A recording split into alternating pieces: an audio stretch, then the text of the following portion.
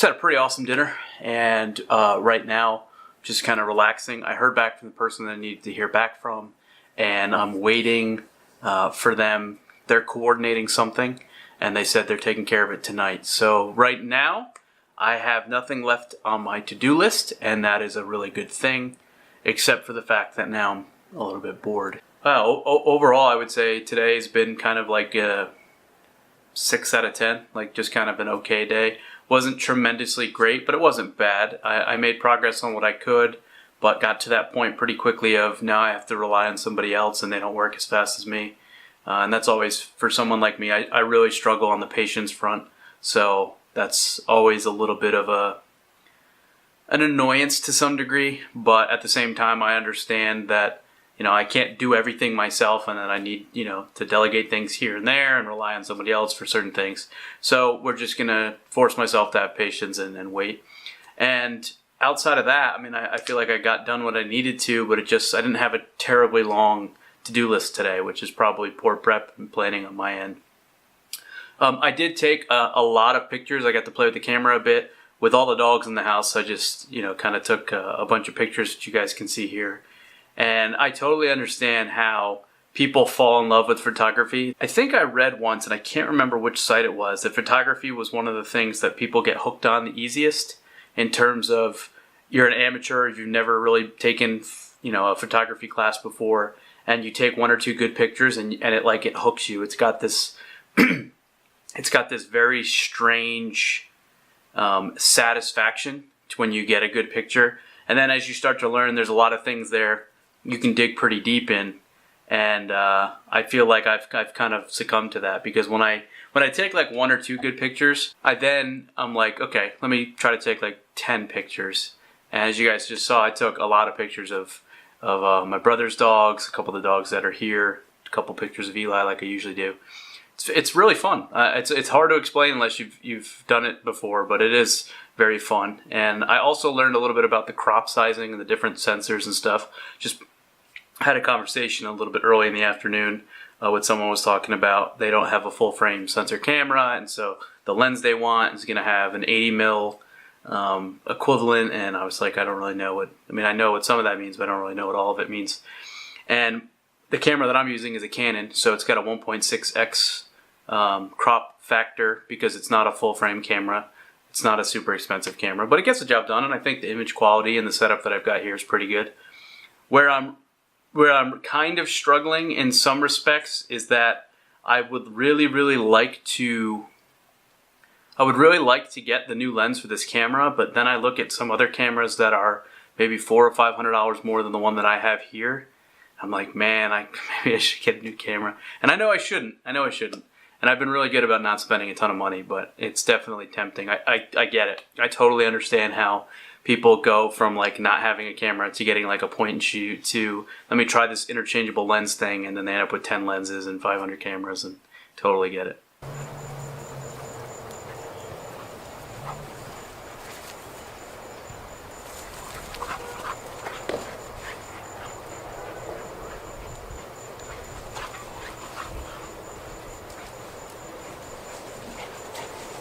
Just let all the dogs out, as you guys just saw, and fed the dogs. I put all the dogs back up.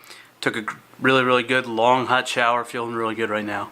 I didn't hear back from the person that I was hoping to, so I've got some time to kill, probably in the game for a little bit and wait till go time. Also, I have something stuck in my eye. Honestly, I don't know if that's not going to change regardless, then I don't think we have any super urgency. Obviously, sooner the better. I'll talk to them again tonight, probably right up when we get off this chat, and just let them know what the situation is. I just gotta let them know that, and then see what they want to do. They might say like, okay, well, never mind, or they might say, yeah, that's fine. You guys said he was weighing his options. What are the other? Like, what do we think is his lead option right now? And if that option went away, that's when he would rejoin you guys. I think so. Yeah, if you've been getting stonewalled, I would say it's time to kind of jump over his head if you can, and even just say like, hey, just wanted to see where those conversations were, and maybe open that conversation up to, just something like that. That way that what'll probably happen, and it's totally fine if this happens, that person, be it, what the fuck, can you please respond to this guy? And then you'll at least have that conversation with him. You know, it sucks. I've actually had to do that with, just because the guy we were dealing with at the time was just a little bit, he was just a little unpolished. And I was just like, you know what, man, I'm not going to waste my time. I'm just going to go to the person that you report to and just have a real conversation with them and get stuff done a little bit faster and easier for everybody.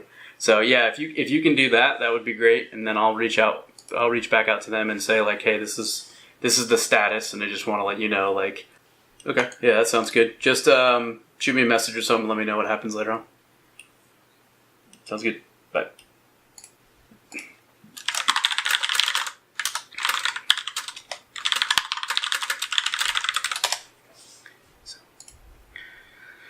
That's one call down. Now it's time to jump on this other one. Hello? Nice. They're cool with it. They're good with it. They're unsure as to what their final roster will be, because that obviously would change your budget and all that stuff on your end. Sure, yeah, I mean, and okay. Yeah, I mean, that makes sense. It sounds like... Right. Okay. It sounds like he's willing to play. Like, he doesn't have any problem with playing with them. It's just whether or not he gets to play with his other buddy. And so we got. I had to fill out an NDA for the.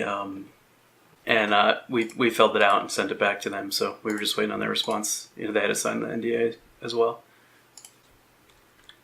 So that would be the other one that we have an invite to as it sits right now.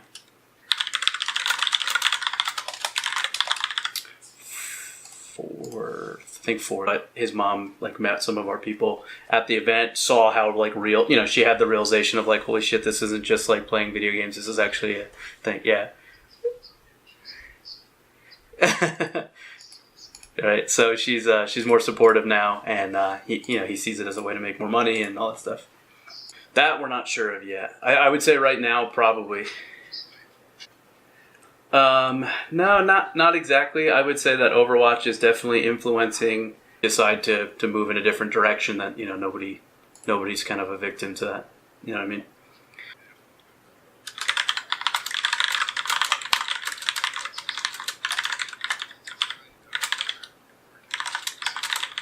Okay, I will let the players know and make sure that they're all good with it and there's no issues. Haven't had any of those conversations with them at all. So let me make sure that they're cool with it, and then I'll give you the go ahead on when you can, you know, start to hammer out those details with them. Okay, sounds good.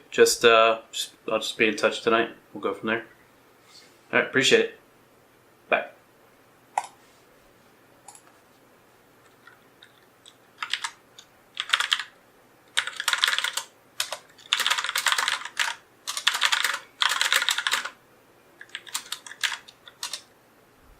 Some strange lighting right now. It's coming up on magic hour actually, but it's not quite magic hour in this room, so I can't tell if this is focusing or not.